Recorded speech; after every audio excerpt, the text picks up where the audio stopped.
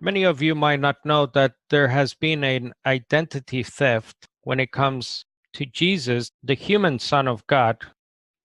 So verses like John 17, verse 5, and John 12:41 have been used through the millennia to teach that Jesus, the Son of God, somehow pre-existed his virgin birth as detailed by the Gospel of Matthew and Luke. Now you'll find various beliefs that range from the Son pre-existing as God the Son, the so-called second person of a three-in-one God, or that he pre-existed as a little g God, some sort of divine being, or as an angel.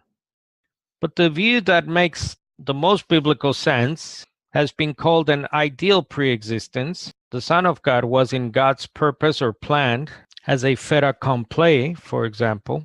The Son embodies the new Israel of God spoken about in the Old Testament, as well as the suffering servant found in Isaiah. So we note that in verses like John 17:5 and John 12:41, there's a thing called a prophetic past tense. So for example, in the Old Testament, you have verses like, I have given them this land. In Jeremiah, before I formed you in the womb, I knew you, and before you were born, I consecrated you.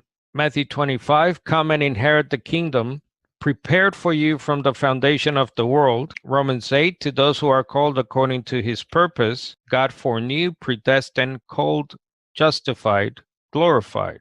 John 17, glory has come to me through them, says Jesus, and I have given them the glory that you gave me. Father, I want those you have given me to be with me where I am, and to see my glory, the glory you have given me, because you loved me before the creation of the world. Events that obviously have not taken place yet, like Abraham and his seed getting the land, or Christians today inheriting the kingdom, but these things in God's mind, in God's plan, as we saw, have already taken place. You have Isaiah 4, in that day the branch of Yahweh shall be beautiful and glorious. Isaiah 49, and now thus says the Lord that formed me from the womb to be his own servant, to gather Jacob to him and Israel. I shall be gathered and glorified before the Lord, and my God shall be my strength. Isaiah 52, behold, my servant shall understand and be exalted and greatly glorified. You will amaze many, and your glory shall not be honored by others. So you see here again that the servant, originally understood to be the nation of Israel, will be given glory by the God of Israel. So the focus of the prophecy is in the glory, not so much for a literal pre-existing person, let alone the Son of God. But what about Isaiah 6, where God calls Isaiah to be a prophet, and he records that Isaiah saw the Lord sitting on a very high and wonderful throne, and his glory fills the whole earth. And in the vision he says, I have seen the King, the Lord, all-powerful. Now, John 12 alludes to this vision, but the focus of John 12, if you go back and read it in the context of it, is once again about the glory of Yahweh that now the writer of John sees in his Son, the Messiah. So John did not see some kind of a pre-human Yahweh Jesus that would make two Yahwehs, since God the Father is Yahweh.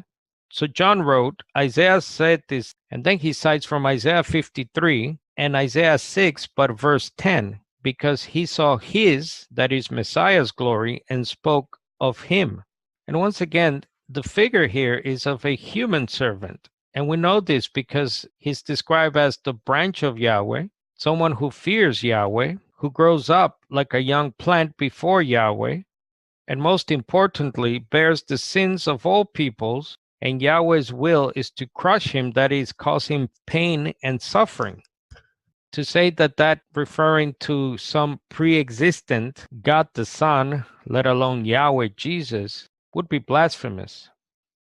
But even if Isaiah saw the same glory, we know that this glory is shared with his human son, as Matthew says, for the Son of Man will come with his angels in the glory of his Father, and will judge all people according to their deeds.